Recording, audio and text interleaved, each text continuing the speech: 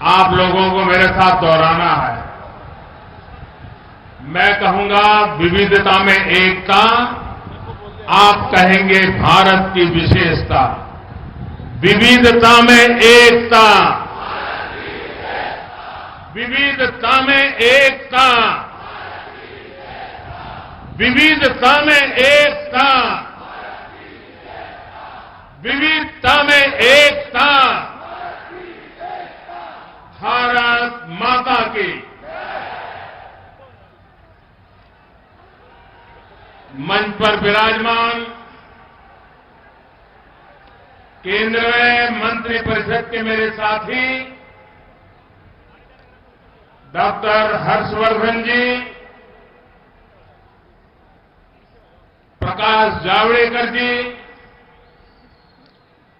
हरदीप पुरी जी, संसद में मेरे साथी श्रीमान मनोज तिवारी जी, विजय गोयल जी, बहन मीनाक्षी लेखी जी,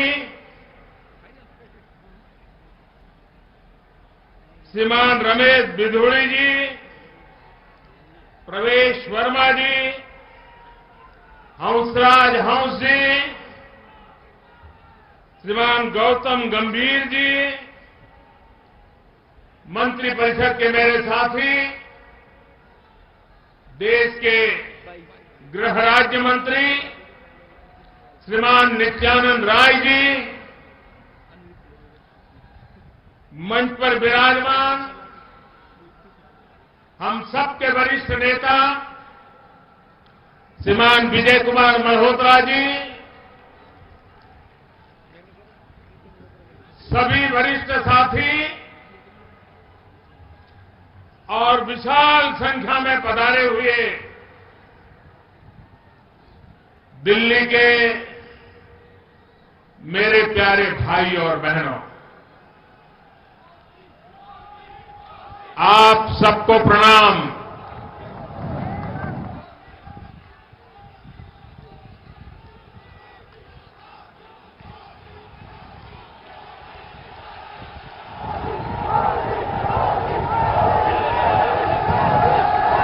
ये रामलीला मैदान अनेक ऐतिहासिक अवसरों का साक्षी रहा। इसी मैदान पर आज आप इतनी बड़ी भारी संख्या में दिल्ली के कोने कोने से हम सभी को आशीर्वाद देने के लिए आए हैं। इसके लिए आप सबका बहुत बहुत धन्यवाद।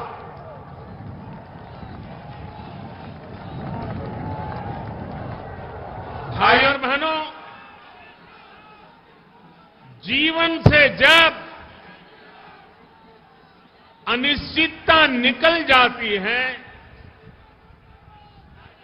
एक बड़ी चिंता हट जाती है, तो उसका प्रभाव क्या होता है, ये मैं आज आप सभी के चेहरे पर देख रहा हूं,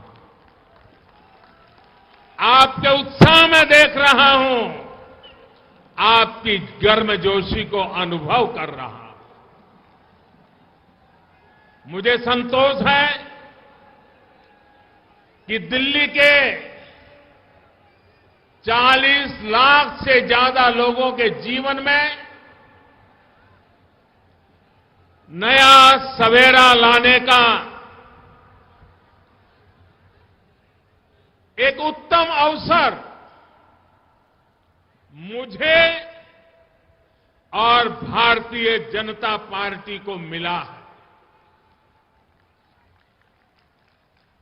प्रधानमंत्री उदय योजना के माध्यम से आपको आपके अपने घर, अपनी जमीन, अपने जीवन की सबसे बड़ी पूंजी उस पर संपूर्ण अधिकार मिला। संपूर्ण अधिकार। और इसके लिए आप सबको बहुत बहुत बधाई। जिन लोगों ने दिल्ली के लोगों के इस अधिकार से दूर रखा था, जिन्होंने तरह तरह के रोड़े अटकाए, वो आज देख सकते हैं कि अपने घर पर अधिकार मिलने की खुशी क्या होती है, वो आज रामलीला मैदान में दिखाई दे रहे हैं।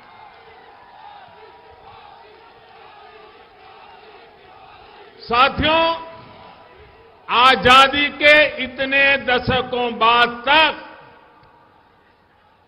दिल्ली की एक बड़ी आबादी को अपने घरों को लेकर डर, चिंता, अनिश्चितता, छल कपट और झूठे चुनावी वायदों से गुजरना पड़ा है। गैर कानूनी, illegal, unauthorised JJ cluster, ceiling, bulldozer और एक कट ऑफ डेट, इन्हीं शब्दों के इर्द गिर्द दिल्ली की एक बड़ी आबादी का जीवन सिमट गया था। चुनाव आते थे तो तारीखें आगे बढ़ाई जाती थी, बुलडोजर का पहिया कुछ समय तक रुक जाता था, लेकिन समस्या वहीं की वहीं रहती थी। आपको इस चिंता से मुक्त करने की, इस समस्या के स्थायी समाधान करने की ईमानदारी, नियत इन लोगों ने कभी नहीं दिखाई। हालत तो ये थे कि ये लोग कॉलोनियों से जुड़ी छोटी छोटी जानकारियां जुटाने के लिए, बाउंड्री तय करने के लिए 2021 लग जाएगा, 2021 का समय बढ़ा दो, ये मांग कर रहे थे। जब गरीब के लिए काम करना होता है, मध्यम वर्ग के लिए काम करना होता है, तो इनके काम की रफ्तार क्या होती है, ये इनकी इन बातों से पता चलता है, जब बेशरम होकर के कहते हैं कि 2021 तक कुछ नहीं कर पाएंगे। इन लोगों की इस रफ्तार को देखते हुए ही हमने कहा, ऐसा नहीं चलेगा, न मैं चलने दूंगा। और इसलिए हमने इस साल मार्च में ये काम खुद अपने हाथ में लिया और इस अक्टूबर में, नवंबर, दिसंबर में प्रक्रिया पूरी की। और अभी अभी जो लोकसभा का सत्र हुआ, लोकसभा और राज्यसभा दोनों सदनों में दिल्ली की कॉलोनियों से जुड़ा बिल पास कराया जा चुका है।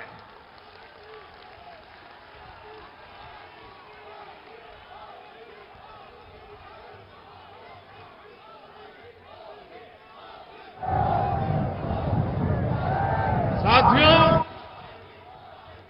इतने कम समय में टेक्नोलॉजी की मदद से दिल्ली की 1700 से ज्यादा कॉलोनियों की बाउंड्री को चिन्हित करने का काम पूरा किया जा चुका है।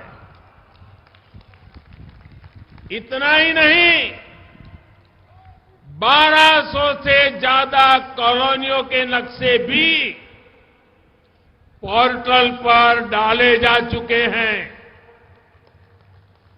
कॉलोनियों के नियमितीकरण का ये फैसला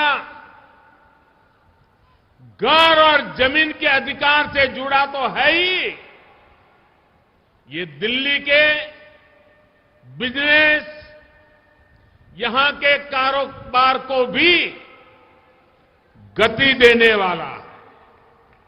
साथियों, समस्याओं को लटका कर रखना ये हमारी प्रवृत्ति नहीं है।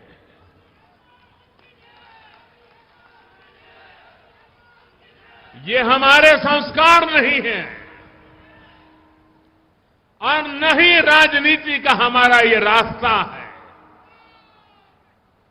आप सोचिए, जिन लोगों पर आप लोगों ने अपने घरों को नियमित कराने के लिए भरोसा किया था,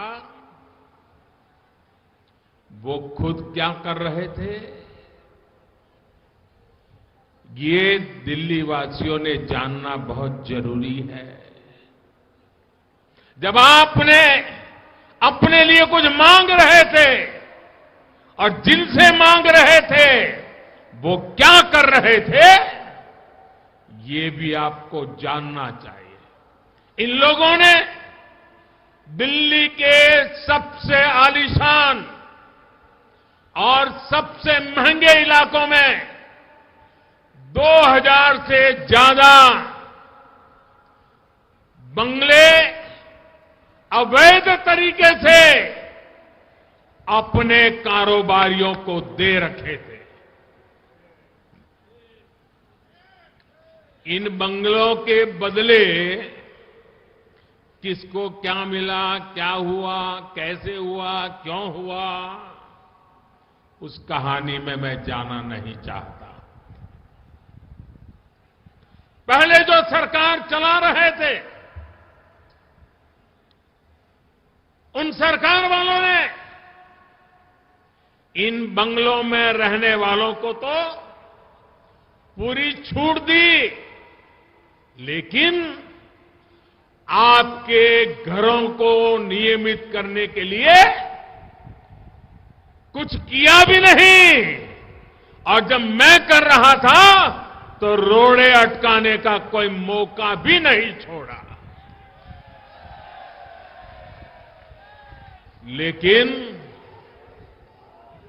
इन्हें पता नहीं था, उन्हें मालूम नहीं था ये मोदी है।